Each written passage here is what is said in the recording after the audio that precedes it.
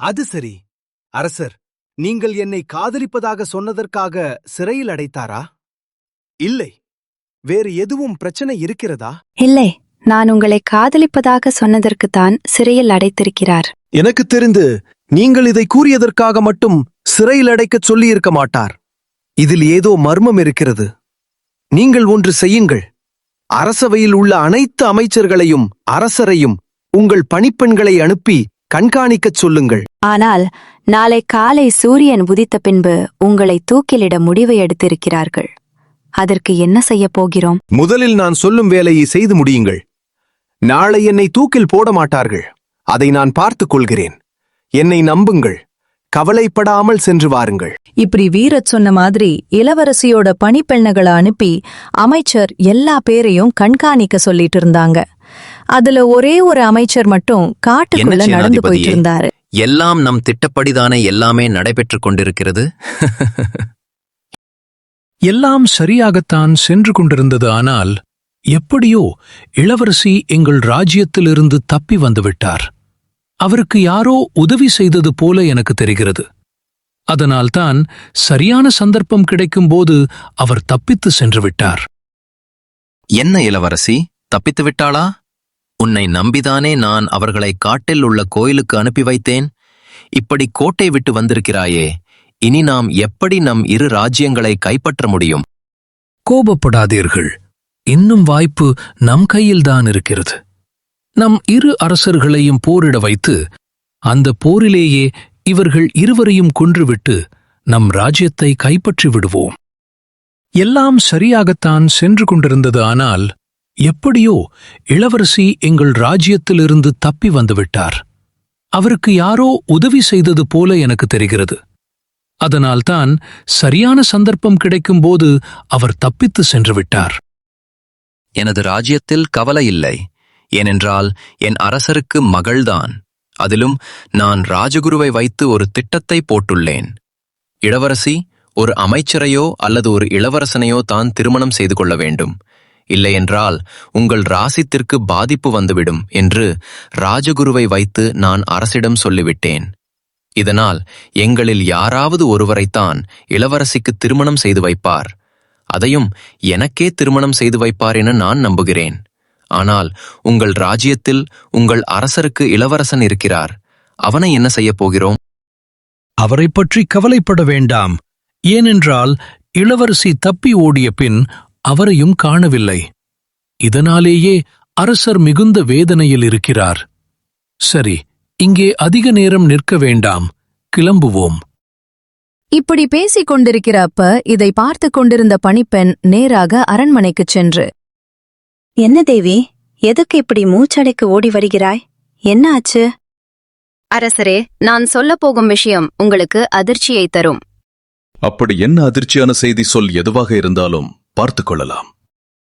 அரசே, இளவரசி என்னை அமைச்சர் வீரசிங்கத்தை கண்காணிக்க சொல்லியிருந்தார். நானும் அவரை கண்காணித்துக் கொண்டிருந்தேன். அப்போது திடீரென அவர் எழுந்து அரண்மனைக்கு பின்னால் உள்ள காட்டுப்பகுதிக்குள் சென்றார். நானும் பின்னாலே சென்றேன். அப்போது காட்டிற்கு நடுவே நாம் எதிரி நாட்டு சேனாதிபதியின் நின்று கொண்டிருந்தார். அவரிடம் அமைச்சர் வீரசிங்கம், நம் இரு ராஜ்யங்களை இவர்கள் இருவரும் ஆட்சி செய்ய நினைக்கிறார்கள். அது மட்டுமில்லாமல் இளவரசியை அமைச்சருக்கோ அல்லது இளவரசருக்கோ திருமணம் செய்ய தூண்டியதும் நம் அமைச்சர்தான். இதைவிட இளவரசியை நாம் எதிரி நாட்டு சேனாதிபதியிடம் சிக்க வைத்ததே நாம் அமைச்சர் வீரசிங்கம்தான். அவர் நல்லவரல்ல. இவர்கள் பேசிக் கொண்டிருந்ததே நானே என் கண்ணால் பார்த்தேன்.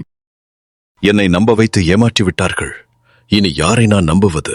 கடவுளே, எனக்கு ஏன் இப்படிப்பட்ட சோதனையை கொடுத்திருக்கிறீர்கள்?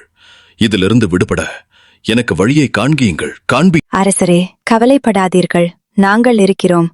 தேவி, நீ காவலாளியிடம் சென்று அமைச்சர் வீரசிங்கத்தை கைது செய்து அழைத்து வரச் சொல். அது மட்டுமில்லாமல் நீ நம் எதிரி நாட்டு ராஜ்யத்தின் அரசருக்கு தூது ஒன்றை அனுப்பிவிடு. அதில் எங்கள் நாட்டு அரசர் உங்களிடம் தனியாக பேச வேண்டுமாம். அதுவும் நம் இரு ராஜ்யத்தின் அரசபையை பற்றிதான். இதை யாரிடமும் பகிர வேண்டாம். உடனே எங்கள் ராஜ்யத்தின் அரண்மனைக்கு பின்னாலுள்ள காட்டுக்குள் வருமாறு தூது ஒன்றை அனுப்பிவிடு. தந்தையே, இந்த இக்கட்டான சூழ்நிலையில் நமக்கு உதவியாக வீரத்திருப்பார். அவரையும் அழைத்துச் சென்று வாருங்கள். இப்படி தூது அனுப்பின உடனே எதிரி நாட்டு ராஜ்யத்தோட அரசரும் அரண்மனைக்கு பின்னாடி இருக்கிற காட்டுக்கு வராரு. எதற்காக என்னை வரச் சொன்னீர்கள்? என்ன அப்படி 2 ராஜ்யத்துடைய ரகசியம்? சொல்லுங்கள். ஆமாம், என் நாட்டின் அமைச்சர் வீரசிங்கமும் உங்கள் நாட்டு சேனாதிபதியும் சேர்ந்து நாம் 2 பேரையும் கொன்றுவிட்டு அவர்கள் ஆட்சி அமைக்க திட்டம் தீட்டினார்கள். என் மகனே, இவர் சொல்வது உண்மைதானா? ஆமாம் தந்தையே, இவர் சொல்வது உண்மைதான். நம் சேனாதிபதிதான் உண்மையான குற்றவாளி. என்ன, இவர் உங்கள் மகனா? ஆமாம், இவன் என் மகன்தான். எங்கள் ராஜ்யத்தில் சிலர் எங்களுக்கு எதிராக புரட்சி செய்வதாக எங்களுக்கு தகவல் வந்தது. இந்த புரட்சியை அரண்மனையிலிருந்து யாரோ ஒருவர் தூண்டி விடுகிறார் என்றும் எங்களுக்கு செய்தி வந்தது. அது யார் என்று எங்களுக்கு தெரியவில்லை. இந்த சூழ்நிலையில்தான் இளவரசியை சேனாதிபதி கைது பண்ணி எங்கள் ராஜ்யத்திற்கு அழைத்து வந்தார். திடீரென இளவரசியை எப்படி இவர் கைது பண்ணி வர முடியும் என்று எங்களுக்கு சந்தேகம் இருந்தது. உங்கள் ராஜ்யத்திலிருந்து யாரோ ஒருவர் உதவி செய்து வருகிறார் என்பது எங்களுக்கு நன்றாக புரிந்தது. அதை எப்படியாவது கண்டுபிடிக்க வேண்டும் என்பதற்காகவே என் மகனை உங்கள் மகளிடம் சிறைச்சாலைக்கு சென்று பேசப் போகச் சொன்னேன். அவனும் சென்று பேசி இளவரசியை தப்பிக்கவும் வைத்து உங்கள் ராஜ்யத்திற்கு வந்து அவர்களை கண்டுபிடிக்க இளவரசியை தூண்டிவிட்டான். ஓ, அதனால்தான் நான் உங்கள் ராஜ்யத்திலிருந்து தப்பியோடும்போது வீரர்கள் யாரும் என்னை பிடிக்கவே இல்லையா? இப்போது புரிகிறது. ஆஹா, என்ன ஒரு புத்திசாலித்தனம்! 2 ராஜ்யத்திற்கும் எந்த ஊரு தீங்கு வராத வண்ணம் யாரிடமும் சொல்லாமல் தைரியமாக எதிரி ராஜ்யத்திற்கு வந்து, அதுவும் சிறையில் இருந்தபடியே குற்றவாளியை கண்டுபிடிக்க சொல்லியிருக்கிறாரே. உண்மையிலேயே இளவரசன் புத்திசாலிதான். என் மகளை இவருக்கு திருமணம் செய்ய எனக்கு முழு சம்மதம். நீங்கள் என்ன சொல்கிறீர்கள்? இதில் நான் சொல்வதற்கு என்ன இருக்கிறது? என் மகனுக்கு சரி என்றால் எனக்கும் சரிதான். என்ன இளவரசரே, உங்களுக்கு சம்மதமா? எனக்கு சம்மதம்தான். நீங்கள் என்னை உளவாளியாகத்தான் அந்த ராஜ்யத்திற்கு அனுப்பினீர்கள். ஆனால் நான் உண்மையிலேயே இளவரசியை காதலித்து விட்டேன். அதுக்கப்புறம் இளவரசைக்கு இளவரசனோட திருமணம் செஞ்சு வச்சு 2 ராஜ்யத்தையும் ஒன்றாகி இளவரசர் வீரத்தை ஆட்சி பண்ண வச்சாங்க. இந்த கதை உங்களுக்கு பிடிச்சிருந்தா லைக் பண்ணுங்க, ஷேர் பண்ணுங்க. மறக்காம நம்ம சேனலை சப்ஸ்கிரைப் பண்ணிக்கோங்க. நன்றி, வணக்கம்.